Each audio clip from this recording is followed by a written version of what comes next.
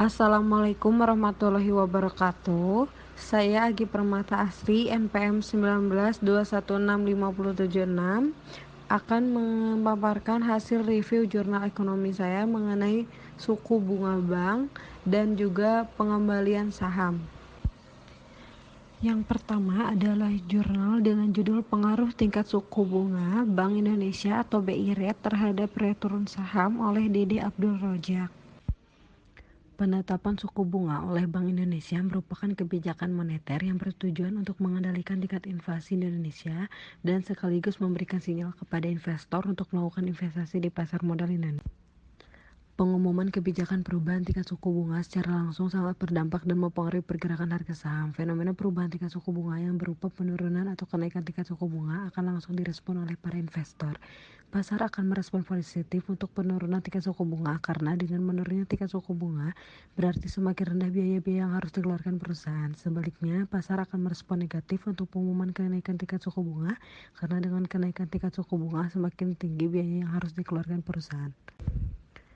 Jurnal yang selanjutnya dengan judul Stock Returns and Interest Rates Around the World, a Panel Data Approach oleh TBBE, Asefa Umar E, SK Andri V, dan Mol. Penulis di sini melaporkan hasil SGMM ketika memungkinkan pengembalian saham berdampak pada pasar barang dan jasa atau pertumbuhan PDRB yang disebut saluran kekayaan. Model efek tetap mengidentifikasi efek suku bunga yang sangat kecil pada pengembalian saham bervariasi dari minus 0,10 hingga minus 0,12 di negara maju dan dari minus 0,14 hingga minus 0,19 di negara.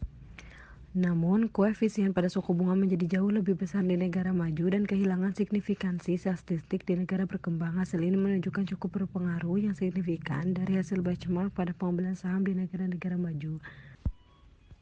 Temuan penulis antara pengembalian saham dan suku bunga untuk pasar maju sangat kuat terhadap perubahan panjang pada variabel endogen atau return saham dan PDRB, serta terhadap pengecualian pertumbuhan PDB real dari model.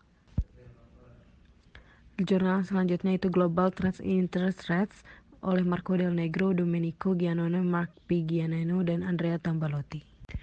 Penulis menemukan bahwa tren suku bunga real aman di dunia yaitu kira-kira stabil sedikit di bawah 2% selama lebih dari 100 tahun telah menurun secara signifikan selama 3 dekade terakhir. Tren global ini yang penulis identifikasi sebagai komponen umum dalam frekuensi rendah pergerakan imbal hasil real pada aset yang aman dan liquid di 7 ekonomi dalam sampel kami sangat mirip dengan tren untuk semua ekonomi maju termasuk Amerika Serikat dalam beberapa waktu.